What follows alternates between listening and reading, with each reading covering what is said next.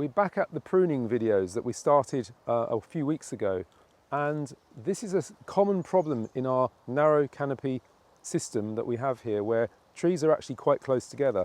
They're 6 foot 2 meters apart. You can see the situation that we've got. 3 cropping trees trying to grow into each other, starting to compete for light and air. That can cause problems with yield, can cause problems with disease build-up. We need to rectify that. And what we're going to do in this video is explain how you prune back formatively, but also you increase the yield.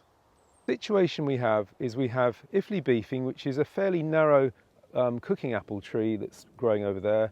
We've got green sleeves in the middle, and then we've got Krimsk, the quince, at the end there. And why I'm starting with the middle tree is because it's grown out the most. It's given us the most growth outwards. It's been a very high yielding tree. And what we want to do is to bring those canopy branches in, but make sure we're promoting the fruit buds for the future and building up effectively what's called a bearing canopy, which is where all the fruit will sit. Once we prune this tree, we can then have a look at the other two. The quince, of course, has still got some fruit on, but we can still prune that. So that's the next step. So these are the tools that I tend to use for pruning. A pair of reasonable secateurs, gloves, because you should wear gloves when you're doing this sort of work, because you don't want to cut your fingers and it just gives you a better grip. Standard pair of loppers, and this tool, which is particularly useful, which is the long arm pruner. And the advantage of it is you can set the angle that you want to cut at. It's got a different set of cutting blades. These are anvil blades, whereas the secateurs, if you look at them, these are bypass, and they give you a slightly different cutting action. And it's a very powerful tool because of all this clever gearing of strings here. So when you pull that, you get a very powerful cut. And the other great thing is I can extend up to 7 meters if I need to from the ground. So I can avoid a lot of the difficult things of trying to get up ladders and going up steps, which I do, but I always prefer as much as possible to work from the ground. The only disadvantage of that is you don't get the accuracy of cut that you get with secateurs when you're actually up in the canopy. But that's a trade-off that you just have to accept. Next stage we're going to look at is how to actually set up the pruning system and assess what we're doing. We're going to start with the secateurs, and we're going to do the relatively easy pruning stuff, which is the ground level work. We're going to look for overlapping branches, anything that's crossing that we don't want, and I'll show you how to cut it out. So effectively I'm walking around the tree and I'm just looking for branches that are in the wrong place. So this one's in the wrong place. I'm going to do my diagonal cut there, and it's just going to give me a branch that will grow that way in the future, which is fine. I've got another cut to do here. I'm just going to cut again diagonally, leaving that cluster of fruit buds there. And at the moment, I'm just dropping the cuttings on the ground, but I can clear them later. I'll leave that because that's a particularly nice branch with lots of fruit to come next year, but I'm going to shorten this one back. This is the growth that we had this year, and it started from here, but I'm actually going to go back to a downward facing bud there, which just gives me a better growth in the future. And then here we've got crossing branches, which are always a bad idea, and you have to decide which one do you want to keep. So the decision is which one has the most fruit buds on, and the answer is this one seems to. So I'll cut this one back to here, where it will grow out well away from this branch, but I'll also shorten this back slightly to here. So now I've cut it there and there to get the future growth to go that way, and that's all about producing this narrow canopy. These branches which are sticking out here, I'm going to take back from this year's growth point, 1, 2, 3, 4 leaves to a lower bud there. I'll go in diagonally again, cut that, and this is keeping the shape of the tree inwards without any crossing branches. This very low branch here is not conflicting with anything, but it could get nibbled by the sheep. So rather than leave it prone, I'll just cut it off. So I'm working around roughly a metre and a half from the centre of the tree, just removing pieces that are outside of that invisible kind of cone that we're creating with the shape of the tree. This is where the tree needs to be pruned back a little bit more aggressively, because we want to leave room for this tree to grow. So where you've got the overlapping branches, you can just take them back again to fruit buds which are on the lower side of the branch wherever possible, and you'll make sure that the tree remains fruitful. Where you've got upward growing branches, try and remove them back to a bud that faces outwards so that it leads to the growth you want. So we're almost round the whole tree. There's a few fruits left on, but they're not affected by this now because they're pretty much ripened. In fact, that one's just fallen off.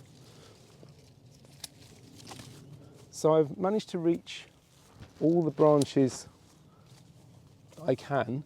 The next step is either go around on the steps or use the long arm pruner, which we'll look at next. Set my cutter to set this height, and I can now reach up into the branches very comfortably, and I'm just going to remove branches that are slightly outside of the invisible cone that our tree wants to live in.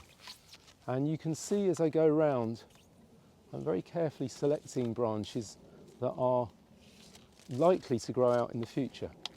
But that also means that I'm going to have to be quite aggressive over here, cutting this out. I'm going to go back quite a long way here and also lose some fruit buds for next year here because I don't want to sacrifice the ifly beefing.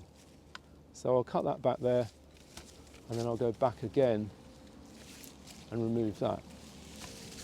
So the whole tree is gradually being reshaped into the narrow column that we want in the future without compromising too much of the future fruit. And that's the secret really, making sure everything just works in the favour of production of fruit. That's our goal, that's why we're growing our trees, really, just to make sure we get fruit. So I have a common problem when you're doing the formative pruning at roughly the 8-year stage of developing the canopy of a narrow canopy tree. And you can see there on this branch there is a secondary branch that comes up and branches out and becomes quite a feature of the tree. It would be very tempting to leave all of that on because it will produce a lot of fruit. But what it will do is drag this branch downwards and possibly snap it, but also produce a tree that we don't want. In other words, not a narrow canopy tree. So I'm able with these pruners to cut that whole branch in one go, which is a nice clean cut. It's slightly angled, which I want. It doesn't matter that there's a slight stub there. That's very good because it will produce new growth, which will fruit in the future. But I'm also going to remove that.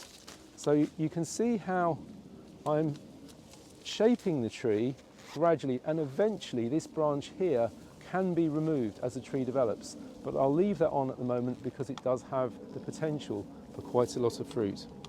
Just pruned the first 2 trees, which I'm going to show you at the end, but I wanted to mention on the quince, there's something important when you're pruning to remember, and that's that they have these little growths on the sides and they fruit on the ends of those. So if you look at where the fruits are, they're always on the ends of these very, very short spurs, and we call them tip bearers because they bear at the end of these tips. And you should see our tip bearing video if you're interested in that on YouTube. But the next stage we're going to do is just to start pruning this tree. So the important thing here is that although the quince is quite lopsided in a way, it's got some very low growth there, it has got a lot of fruit on it, which is pulling the branch down. So I'm unwilling to cut those branches back too much because I've got another week before we can harvest that. But the really important part is in here where you've got the conflict between the 2 trees. So what I can do is just go in with a long arm pruner and remove branches which are literally growing into each other. And it's quite easy because I can find a spur like that and just cut that out. And I can find a fruit tree branch from the apple and cut that off at the same time. So I'm opening out probably about a foot of airspace between the 2 trees. And going forward, this is the look of this narrow canopy system where the trees are almost touching but not quite, and that gives you maximum light interception and maximum fruit yield per row. We've done our pruning. We've pruned back the ifly beefing, we've given it a nice narrow canopy, we've pruned back the green sleeves. The 2 trees now have roughly 30 centimetres, about a foot of space between them. There's plenty of airflow, but they're close enough so they're almost touching. And that's a very efficient spacing system where plants are almost touching but not overlapping. You're at maximum light interception, and that means maximum yield if possible. And then if you look at the quince over here, we have pruned out roughly, again, 30 centimetres between the trees. That's a very good space, you can get the airflow, but I've been reluctant to take too much off because there are so many fruit buds for next year and still a lot of crop.